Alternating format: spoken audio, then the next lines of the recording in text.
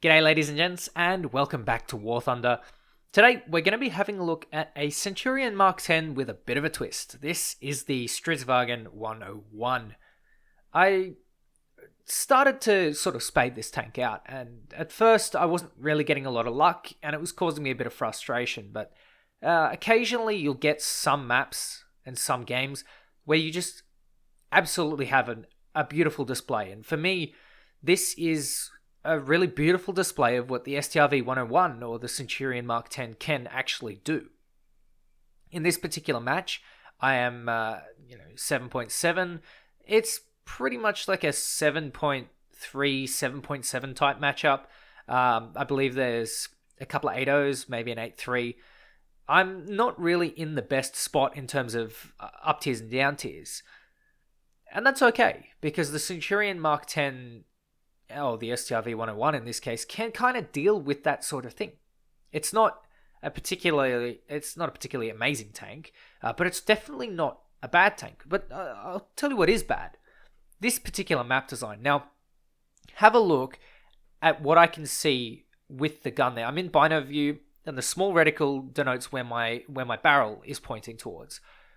They are the two biggest camping spots in the entire map. Up on that hill, and it's a really massive shooting gallery. If you are in a slow tank and you get caught out, you're dead. And for me, I think that displays some really poor map design on Gaijin's part. I think it should be reworked. I think there should be a large building in front of it, or just something to hide that particular spot, because for me, that's really poor, and that shouldn't exist in the first place. Anyway, on to the gameplay itself. I am with a Gepard and a Leopard 1. Now, Leopard 1s are really good at high speed. They're really good at flanking. And Gepards, I genuinely don't know why you would take a Gepard as first spawn. Maybe you want to munch on some BMPs, and by all means, that's great. But if there are no T50, what if you've come up against the T54? What if you come up against an Object 279? And that's exactly what's happened here. A T54 has gone and taken out the Leopard 1, and the Gepard doesn't really have a place to fire back because it's a T54-47. That's really bad news for a Gepard, because that is the T54 with the biggest armor, and it takes out the Gepard, leaving me alone on a single flank. T44-100 there. I donk the shot into the ground, which is really bad for me. As soon as he gets out, I'm pretty much screwed if I don't make a good shot. And judging by what I've done previously, it's probably not going to happen again unless I'm a complete beast, which is not too often in tanks. A little bit more common in planes, but in general, I probably wouldn't go as far to say that I'm a good tanker. So, I'm pushing up here, sort of trying to bide my time, and then I decide I'm going to fall back. I think, you know what? It's not worth trying to engage these enemies in this situation. It's just more worth falling back. Perhaps I can count on some team members, and oh man, I managed to shoot the gunner. Not quite what I wanted. I really wanted the driver and the gunner in the same shot, but look, it'll do for now. I'm not going to push him because I know there's someone up to the north of me, and I'm going to back off a little bit. That's a BMP-1, straight through the lower front plate. If you're looking at taking a BMP out, don't go for the turret. Don't go for the upper front plate. Go for the lower front plate. You will one-shot it every single time frontally. So, the T-54 donks his shot, but because of the smoke, I don't really have a good option and a good angle to get from. The Object 906 behind fires and kills that M48. So, now I'm up against 3 tanks. Make that 2. I managed to get the T-54 through the breach. That is one of its weak spots. If you can get it through that mantlet place, with the L7 Sabo, you will penetrate most of the time. Just be mindful of that. And the T-54 obviously doesn't have a short stop, or any stabilizer, so it's not really in a great place in that respect. Now, I'm getting to a point where I need to decide whether or not I'm to push up or not. I take out the engine very, very luckily on that T-54, and I set him on fire. This gives me the opportunity to push up a little bit because I can see his turret isn't exactly turned towards me, and I managed to take out the T-44-100. It seemed like it'd been damaged earlier, so I give my teammates a little thanks, and of course the RD that drops has alerted me to something that is over by that building over there. It'd be kind of nice to have a call-out system for War Thunder, although you have got the attention to the map. I don't know. I don't know what to call that spot, but those little houses over there are a very common spot for people pushing from the north to the south because that's basically the last amount of cover. Now, Object 906, I don't know what that is, but I suppose I aimed a little bit too high because of the bush, and I go for the shot just below the driver. Now, you see, the Object 906 is a really good tank, but it has one fatal flaw, and that's the fact that it is a long boy, which means that I can shoot the lower front plate, punch through 3 armor plates, and hull break the thing in a single go. Very, very convenient for me. What's not convenient is an IS-6. Now, as he's slowing the tank, he bounces a shot off me, and I bounce a shot off him, which gives me the upper hand since I have the shorter reload. He's firing at me. I managed to get his gunner, which gives me a little bit more time. If I can place this shot well enough, I can potentially take him out, and that's exactly what I do. I managed to get his gunner, and I think someone else managed to get his commander from the side. I'm not quite sure.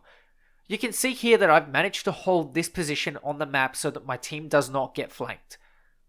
It's really, really important when you play any tank match to hold a certain position and make sure that enemies don't get there, especially with a medium to heavy tank like the STRV 101.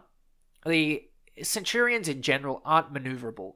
Maybe the Centurion 1 is a little bit more on the maneuverable side, but as they get bigger and heavier, it's really, really tough to actually get a mobile sort of flanker on your arsenal. You're more relying, when you're at the Centurion 10, you're more relying on the lighter tanks, like the IKV, the USH, to do the hard flanking for you. Obviously, it'd be nice to have some teammates with you to back you up, but in this case, I didn't really need them. And that's because I guess I was facing the enemies in an advantageous situation. I had my tank a little bit lower than theirs, so that their gun depression is starting to become a hazard. I'm also engaging on the move if I can, and I'm playing smart. I'm not exposing weak points. I'm trying to expose, in fact, as little of the tank as I can. And there's an M46 with the chicken coop on its head. I've managed to take out the barrel, which makes me really, really lucky. And the M46 gets taken out by a friendly. Now, I did spot something with the artillery that was on the edge of the building, but I managed to, with my game audio, which isn't playing because it's polluted by music, unfortunately, I managed to see that T-54. Now, T-54s are very, very tough opponents for the Centurion 10. The Cent 10 is good, it has decent armor, but you can't always rely on that armor to get you through an engagement. So what I need to do is I need to get there first. So I'm using that third-person peek to go and have a look at where this guy is, and it looks like he's got nothing turned towards me. So what do? Instead of shooting the gunner, I donk it into the engine. I'm pushing forward, and just as he turns the turret around, I get the gun on target and shoot his ammunition. Oh my god, that is lucky. The T-54 is well known for its crappy turret traverse, and that is the only reason why I could get away with something like that. If it was any other tank, I would probably have had to pull back and find another way around it. But now that these guys are all dead, all the flanking fire from the enemy team has gone. The friendly team has basically managed to cap most of the zone thanks to my flank work and their absolutely fantastic work defending our cap and defending the surrounding areas, the power positions, if you will. And now I'm going to try and flank into what I thought would have been a good spot to ambush from. But then I realized that I'm basically at their spawn now. I managed to yoink a PTSD 76. The T-20 bounces off me, which is to be expected. And I'm thinking, maybe I should finish off that T-20. But somehow it uses its Pokemon powers to evolve into a T-32. And I shoot it in the ammunition while it's side on. That's pretty much the match, because my team has managed to cap and we managed to force them all the way back.